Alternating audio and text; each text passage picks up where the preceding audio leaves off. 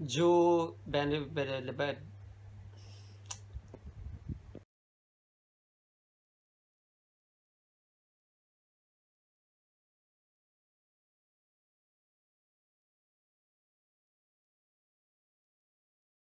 Hello everyone and welcome to the channel. सारे sketches को complete करने के लिए डिफरेंट डिफरेंट टेक्निक यूज़ होती हैं, डिफरेंट डिफरेंट मेथड यूज़ होते हैं और ये सारे ही टेक्निक अपने आप में एक इम्पॉर्टेंट रोल प्ले करते हैं, जिनकी वजह से स्केचेस जो होते हैं वो काफ़ी ज़्यादा अच्छे दिखते हैं, काफ़ी ज़्यादा अट्रैक्टिव दिखते हैं, या फिर ये कह सकते हैं कि रियलिस्टिक दिखते हैं। तो उन्हीं में से एक टेक्निक है ब्लेंडिंग टेक्निक। ये टेक्निक बेसिकली अगर आप ग्रेफाइट से स्केच कर रहे हैं, चारकोल से स्केच कर रहे हैं, तो उसमें जितना भी चारकोल या ग्रेफाइट यूज़ करते हैं उसको ब्लेंड करना, मर्ज करना, वो कैसे कैसे करते हैं एंड ब्लेंडिंग टेक्निक के क्या क्या बेनिफिट्स हैं। तो आज की ये वीडियो है वो इसी टेक्निक के ऊपर है। तो इस चीज़ को बताने के लिए, एक्सप्लेन करने के लिए मैं पहले एक चारकोल से स्केच बनाऊंगा, उसको ब्लेंड नहीं करूंगा, सो डैट मैं आपको एक डिफरेंस बता सकूं कि अगर हम चारकोल को ब्लेंड नहीं करते हैं किसी स्केच के अंदर तो कैसा दिखता है। एंड जब हम ब्लेंडिंग करते हैं तो एक स्केच के अंदर ब्लेंडिंग करने से हमें क्या क्या बेनिफिट मिलते हैं, तो ये भी चीज़ मैं बताऊँगा। तो चलिए स्केच शुरू करते हैं।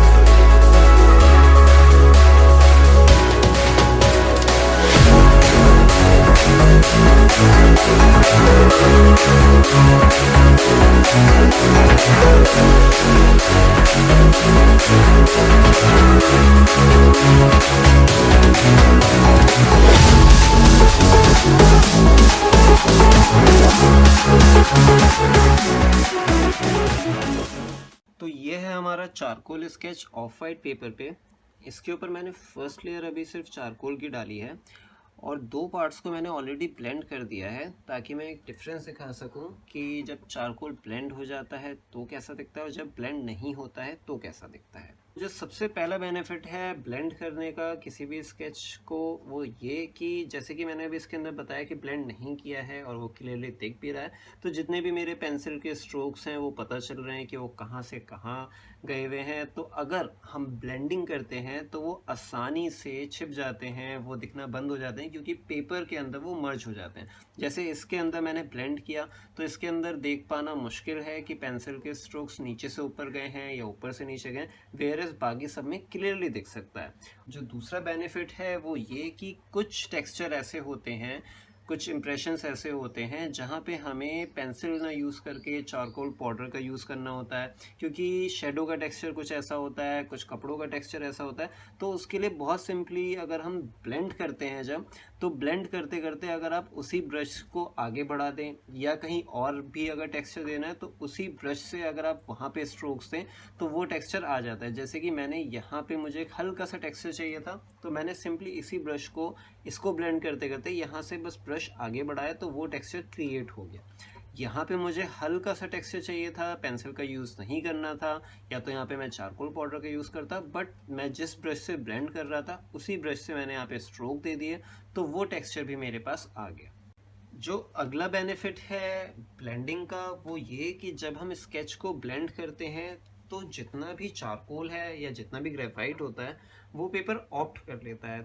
तो जो रफनेस होती है जो अभी इस स्केच के अंदर दिखाई दे रही है, जो पेंसिल के स्ट्रोक्स इसके अंदर अभी दिखाई दे रहे हैं, तो अगर मैं इसको पूरा जब ब्लेंड करूँगा तो जितनी भी रफनेस होगी, जितने भी स्ट्रोक्स दिख रहे हैं वो सारी की सारी ख़त्म हो जाएगी क्योंकि पेपर उसको ऑप्ट कर लेगा। तो इसकी वजह से एक स्मूथनेस आ जाएगी, एक सॉफ्टनेस आ जाएगी स्केच के अंदर और हमारी स्केच और भी ज़्यादा फाइन दिखेगी, जो कि एक बहुत बड़ा बेनिफिट होता है स्केच के अंदर ब्लेंडिंग का। तो जैसा कि मैंने आपको बताया कि जब हम किसी चारकोल को ब्लेंड करते हैं तो जो हमारे पेंसिल के स्ट्रोक्स हैं वो थोड़े से छिप जाते हैं और उसके अलावा जितने भी हमारा जो शेडो का टेक्सचर है वो हम क्रिएट कर पाते हैं।